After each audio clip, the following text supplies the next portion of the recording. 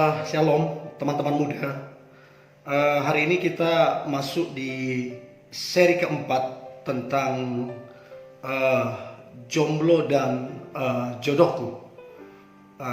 Kemarin kita udah bahas seri 3 tentang terakhir itu tentang tanda-tanda bahwa kita akan segera mengakhiri kejombloan kita. Ada saya sampaikan ada 7 hal. Kita sudah mengalami Tuhan, kita sudah penuh, artinya sudah bahagia dulu, sudah tidak kosong. Kemudian kita sudah dewasa. Keempat, sudah bertanggung jawab. Kelima, memiliki komitmen. Keenam, memiliki visi. Dan ketujuh, itu sudah siap menikah. Itu kemarin sesi 3 daripada jomblo dan jodohku.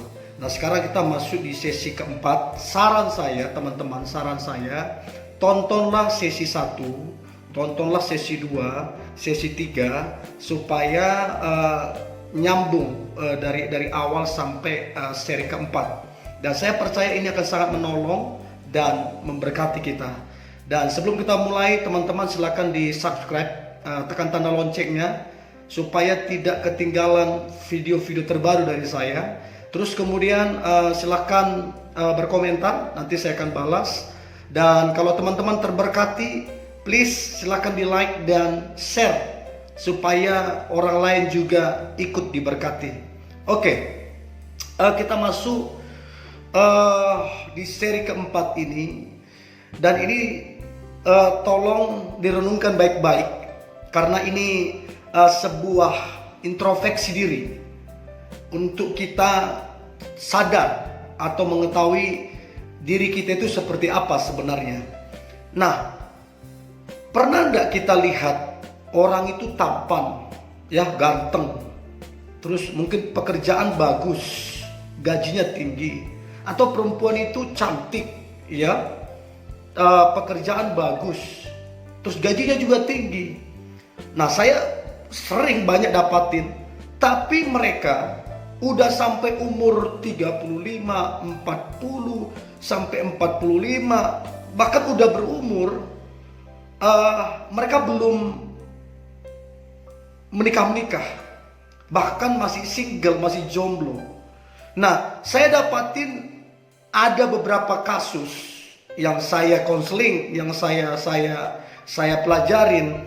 Nah, ada beberapa penyebab mereka tampan, mereka cantik, tapi tidak punya pasangan, tidak menikah. Ada beberapa penyebab, dan mari kita saling introspeksi diri. Mana tahu ini ada di dalam diri kita, kemudian kita belajar, oh ini gak bener nih. Nah, saya berdoa teman-teman gak cuma dengar ini, tapi please ambil keputusan, berubah. Dan aku berdoa hidupmu segera mendapatkan pasangan yang terbaik, yang cinta Tuhan.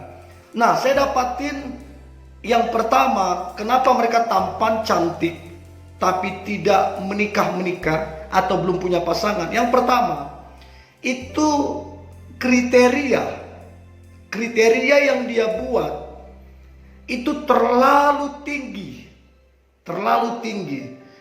Kriteria yang dia buat itu berdasarkan keinginannya, berdasarkan keinginan dagingnya. Dia maunya S3, dia maunya kaya raya, dia maunya pintar, dia maunya rajin. Pokoknya kayaknya gak ada yang cacat deh. Pokoknya kayaknya gak ada yang kurang. Pokoknya dia perfect. Nah, ini yang kadang-kadang buat kita gak ketemu tuh jodoh kita. Karena orang mau dekat aja, orang udah keburu takut, karena kriteria kita terlalu tinggi.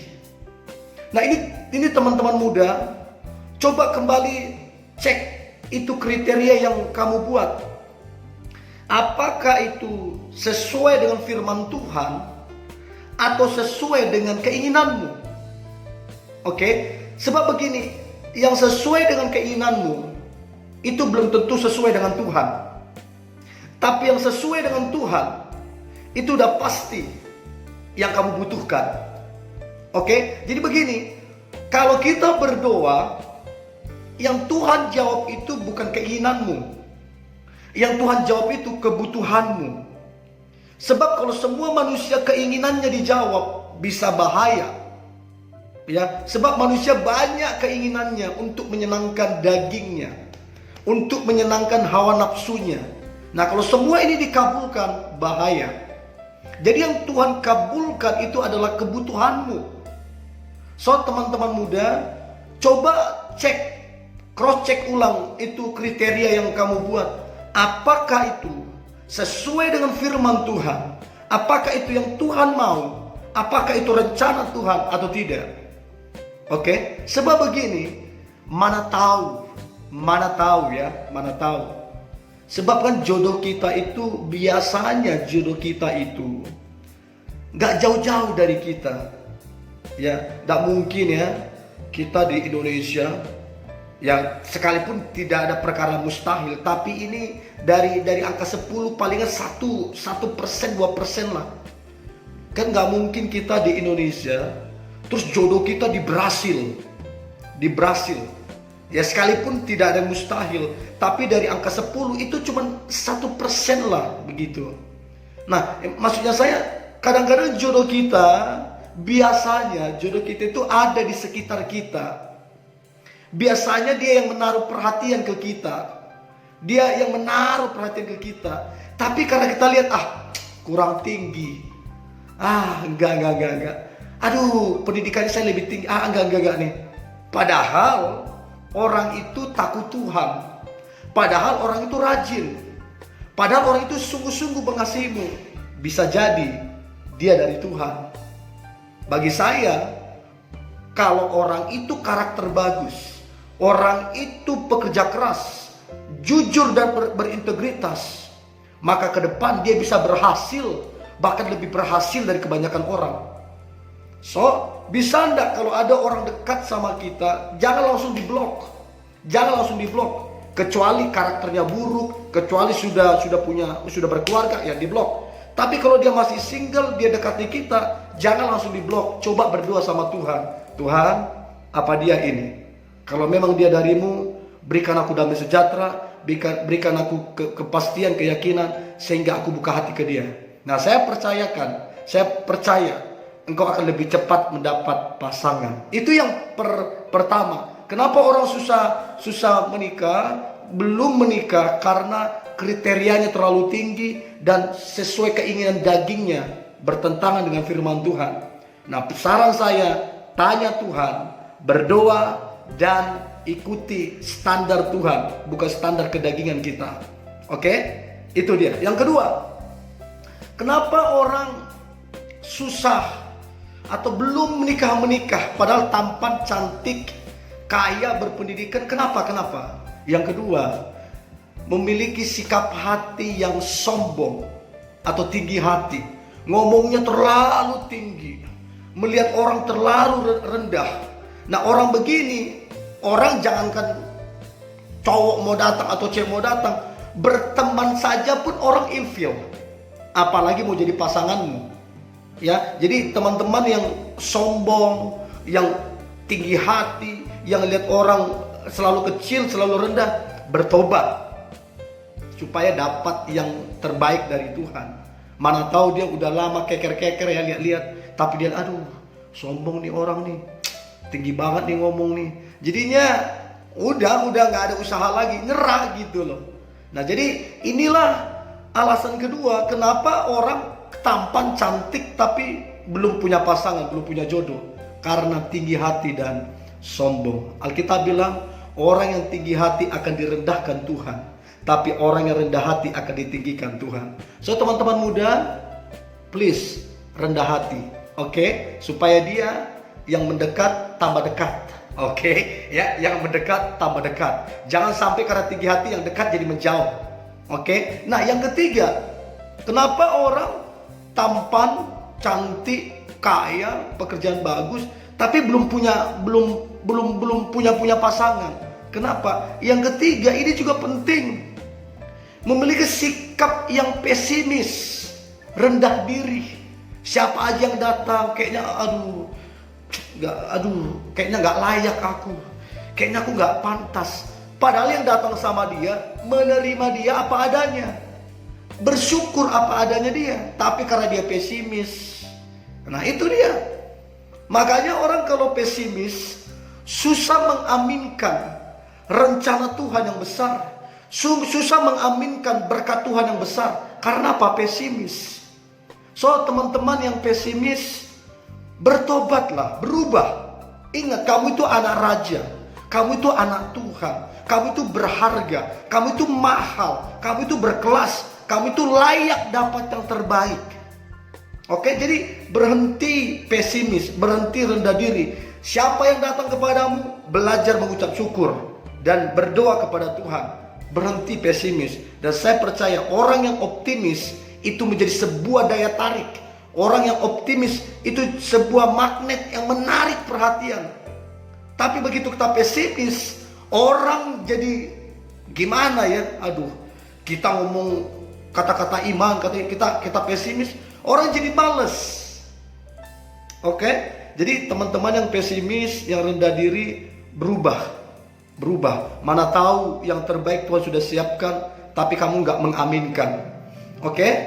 Kamu berharga, kamu mahal, kamu anak Tuhan, kamu sangat penting. Dan yang terbaik itu jadi bagianmu. Oke, berhenti pesimis. Mulailah optimis. Rahasia untuk optimis, cari Tuhan sungguh-sungguh, sembah Tuhan, dan perkatakan kata-kata iman. Aku diberkati Tuhan, aku dipakai Tuhan, aku diurapi Tuhan, aku anak raja, aku pemenang. Ucapkan itu sampai jadi gaya hidup, sampai jadi karakter kita. Dan saya percaya yang pesimis jadi optimis. Oke? Nah itu yang ketiga. Yang keempat, orang itu tampan, cantik, pekerjaan bagus, pendidikan bagus, segala macam. Tapi kenapa belum ketemu jodohnya? Nah yang keempat ini juga biasanya ini yang terjadi. Punya masa lalu yang kelam. Masa lalunya kelam. Mungkin dulu dikecewakan ya sama pacarnya atau gebetannya. Mungkin dulu dijanjikan akan menikah, dijanjikan ini, tapi kenyataannya nggak seperti itu. Mungkin juga pengalaman dari keluarganya, pengalaman dari papanya, dari mamanya yang mungkin nggak beres rumah tangganya. Jadi ada kayak rasa kelam, rasa ketakutan. Ini juga yang buat dia istilahnya tidak punya kekuatan, punya keberanian untuk menjalin satu hubungan. Jadi teman-teman yang punya masa lalu yang kelam, dengarkan saya baik. Masa lalu adalah masa lalu. Yang sekarang adalah yang sekarang. Tuhan ada di sekarang ini dan di masa depan. So berhenti menghakimi dirimu berdasarkan masa lalu. Tapi nilailah dirimu berdasarkan masa depan. Sebab hidupmu berdasarkan masa depan. Hidupmu tergantung masa depan. Saya percaya masa depan adalah yang luar biasa. Dan itulah hidupmu. Oke? Jadi jangan definisikan hidupmu dengan masa lalu yang kelam. Jangan definisikan hidupmu dengan masa lalu yang buruk. Tapi nilailah dirimu berdasarkan firman Tuhan. Engkau berharga, engkau mulia, rancangan Tuhan tidak pernah gagal. Oke? Jadi berhenti. Masa lalu adalah masa lalu. Yang sekarang adalah yang sekarang. Oke? Kalau mau cepat menikah, kalau mau cepat dilamar atau melangsungkan pernikahan, berhenti mengingat-ingat masa lalumu. Mulai pandang hari ini dan pandang masa depan. Saya percaya hidupmu luar biasa.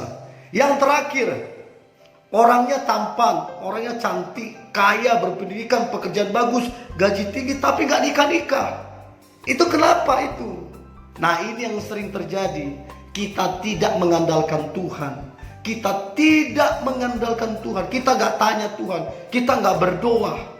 Kita main serobot aja. Kita merasa hebat. Kita merasa ganteng. Kita merasa cantik. Kita merasa bisa. Akhirnya kita gak dapat tuntunan Tuhan.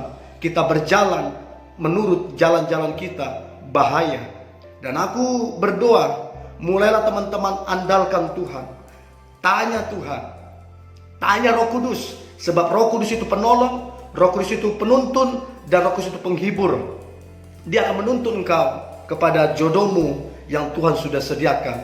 Jadi kelima hal inilah yang membuat orang kadang lama menikah, yaitu kriterianya terlalu tinggi. Yang pertama, berdasarkan kedagingannya. Yang kedua, memiliki sikap hati yang sombong atau tinggi hati. Yang ketiga, memiliki sikap hati yang pesimis, yang rendah diri. Yang keempat, memiliki masa lalu yang buruk, yang kelam, menghakimi masa hari ini, yang sekarang ini. Dan yang kelima, tidak mengandalkan Tuhan.